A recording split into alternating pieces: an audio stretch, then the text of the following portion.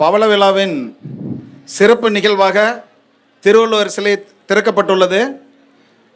திருவள்ளுவர் சிலை என்ற எண்ணம் பள்ளியில் வந்தவுடனேயே தலைமை ஆசிரியர் கேட்டுக்கொண்டதற்கு இணங்க திரு கை கந்தசாமி அவர்கள் இந்த திருவள்ளுவர் சிலையை இந்த பள்ளிக்கு நிறுவுவதற்கு நான் தயாராக இருக்கிறேன் என முதல் வார்த்தை கூறி இன்று வரை எங்களை திருவள்ளுவர் சிலை என்ற அந்த இடத்தை ரம்மியமான இடமாக மாற்றிய திரு கந்தசாமி ஐயா அவர்களை ஒரு சில வார்த்தைகள் பேசுமாறு அன்போடு அழைக்கிறேன். வாழ்க வையகம், வாழ்க வளமுடன். குரு வாழ்க, குருவே துணை. மேடையிலே வீற்றிருக்கக்கூடிய சான்றோர் பெருமக்களுக்கும் அரங்கிலே வீற்றிருக்கக்கூடிய சான்றோர்கள், பெற்றோர்கள், மாணவ மாணவிகள் அனைவருக்கும் என்னுடைய காலை வணக்கத்தையும் வாழ்க வளமுடன் என்ற எனது மனமார்ந்த வாழ்த்துக்களையும் தெரிவித்துக் கொள்வதிலே மற்றற்ற மகிழ்ச்சி அடைகிறோம். ஒரு தலைமை ஆசிரியர் தன்னுடைய உரையிலே இதனுடைய வரலாற்று உரையிலே சொல்லும் பொழுது சொன்னார்கள், ஒரு போக்குவரத்து வசதி கூட இல்லாத ஒரு குக்கிராமத்தில் இப்பள்ளி தொடங்கி 75வது ஆண்டு பவள விழாவை மிக சிறப்பாக நடத்தி கொண்டிருக்கக்கூடிய இந்த பள்ளியினுடைய நிர்வாகத்திற்கும் பள்ளியினுடைய பெற்றோர் ஆசிரியர் கழகத்திற்கும் பள்ளியினுடைய பவள விழா குழுவினருக்கும் பள்ளியினுடைய மேலாண்மை குழு உறுப்பினர்கள் அனைவருக்கும், குறிப்பாக இந்த பகுதியிலே வசிக்கக்கூடிய பொதுமக்கள் அனைவருக்கும் என்னுடைய இந்த பவள விழா நல்வாழ்த்துக்களை மகிழ்வோடு தெரிவித்துக் கொள்வதிலே மகிழ்ச்சி அடைகின்றோம். இந்த விழாவானது இந்த தமிழ்நாட்டிற்கே ஒரு எடுத்துக்காட்டு என்று சொல்வதை விட இந்தியாவிற்கே ஒரு எடுத்துக்காட்டான விழாவாக நான் காண்கின்றேன்.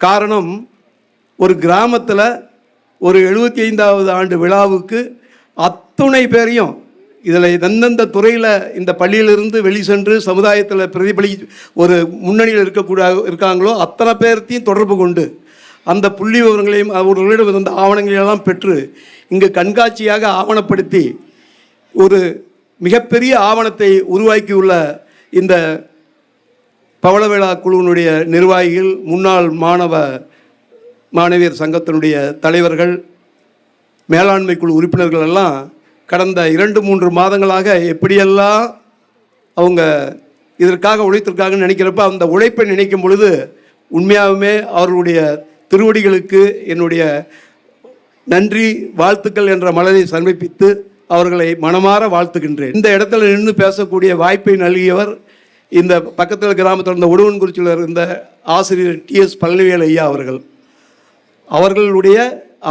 அவருடைய நண்பர், இப்பொழுது தலைமை ஆசிரியராக விளங்கக்கூடிய அம்மா அவர்களுடைய தகப்பனார் கல்வெட்டு துரைசாமி என்று அனைவராலும் சொல்லக்கூடிய அந்த கல்வெட்டு துறையினுடைய மிகப்பெரிய வல்லுனர், எங்களுக்கெல்லாம் வழிகாட்டி ஆசான்.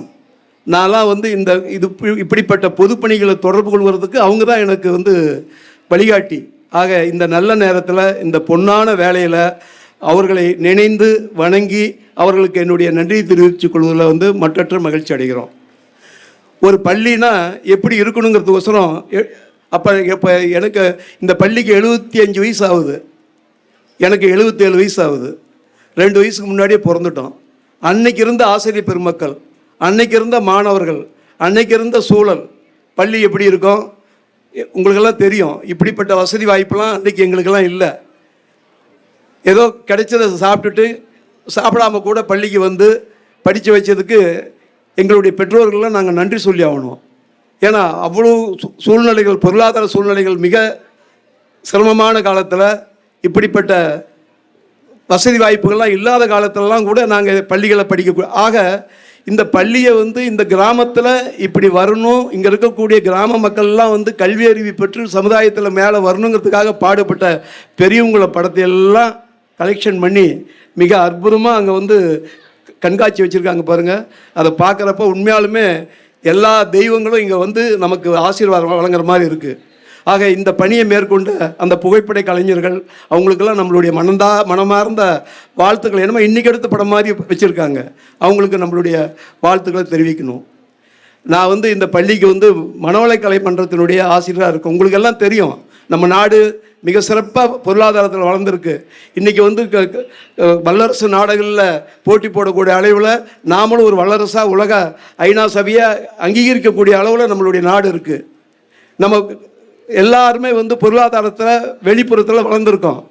ஆனால் நம்மளுடைய மாணவர்களும் நம்மளுடைய எதிர்கால செல்வங்கள், இந்த நாட்டினுடைய தலைவர்கள், இந்த நாட்டினுடைய முதுகெலும்பாக விளங்கக்கூடிய இளைஞர்களுடைய பண்பு, அவங்களுடைய ஒழுக்கம், அவங்களுடைய ஆட்டிடியூட், இதெல்லாம் எப்படி இருக்குங்கிறது நமக்கு எல்லாத்துக்குமே தெரியும். ஆக நாம் அதில் வளர்ந்து எத்தனையோ தொழிற்கல்விகளை போட்டி போட்டு உலகம் பூரா நம்ம மாணவர்கள் வந்து அவங்க சொன்ன மாதிரி எல்லா துறையிலையும் முன்னணியில் இருக்கோம்.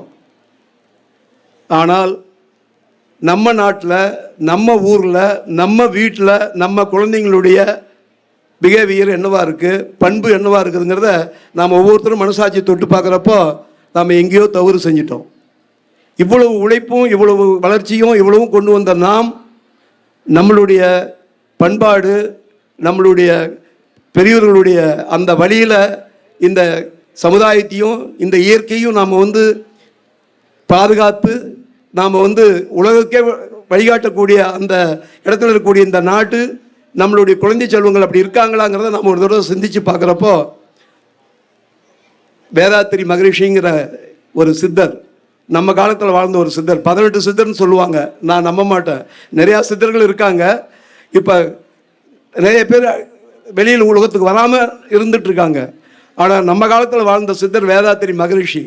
ஆக இப்படிப்பட்ட உடலும் ஒரு திடகாத்திரமான இப்போ நான் ஒரு பள்ளிக்கு வந்து ஒரு பயிற்சி கொடுக்க போயிருந்தோம். மாணவர்களால் கீழே சம்மணம் போட்டு உட்கார முடியல. ரொம்ப வருத்தமாக இருந்தது.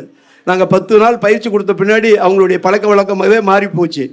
அப்படி இந்த பள்ளியில் வந்து உலக வேதாத்திரி மகரிஷியுடைய உலக சமுதாய சேவா சங்கத்தினுடைய மனவளக்கலை பயிற்சியை இந்த மாணவர்களுக்கு கொடுக்கணுங்கிறதுக்கோசரம் நம்மளுடைய தலைமை ஆசிரியர் அம்மா அவங்ககிட்ட வந்து நான் கேட்டப்போ, ஐயா நீங்கள் வரலான்னு சொல்லி ஒரு விளம்பர உறுதியோடு வந்து மாணவர்களுக்கு நாங்கள் கொடுத்தப்போ தான் இந்த வளாகத்தில் வந்து ஒரு வள்ளுவர் சிலையை நிறுவலான்னு இருக்கோம், நீங்கள் எங்களுக்கு உதவுன்னு சொன்னாங்க. அதுக்கு காரணம் என்னன்னு கேட்டிங்கன்னா, அருள்மிகு காசி விநாயகர் ஆலயன்ட்டு ஆண்டவர் கேட்டில் இருக்குது.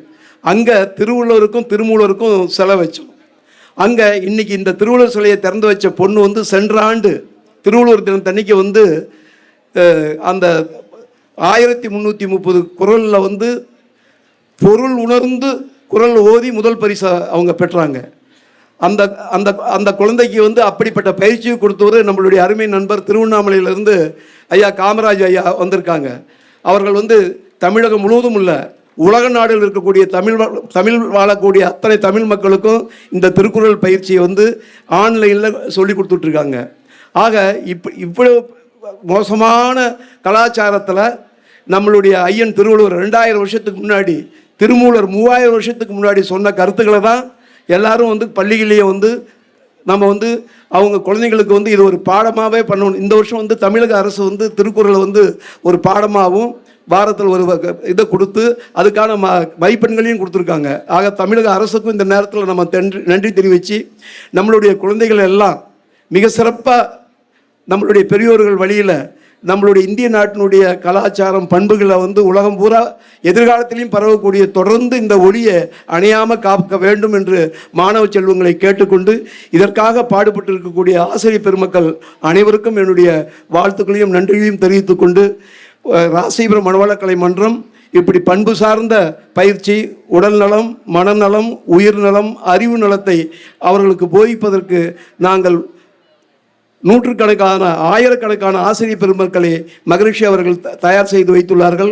தற்பொழுது அரசு கலைக்கல்லூரியில் ஒரு புரிந்துணர்வு ஒப்பந்தத்தை போட்டு அங்கே இருக்கக்கூடிய மாணவர்களுக்கு இந்த பயிற்சியை கொடுக்க போகிறோங்கிற செய்தியை கூறிக்கொண்டு வாய்ப்புக்கு நன்றி கூறி இடம் சேர்கிறேன். வாழ்க வையகம், வாழ்க வையகம், வாழ்க வளமுடன்.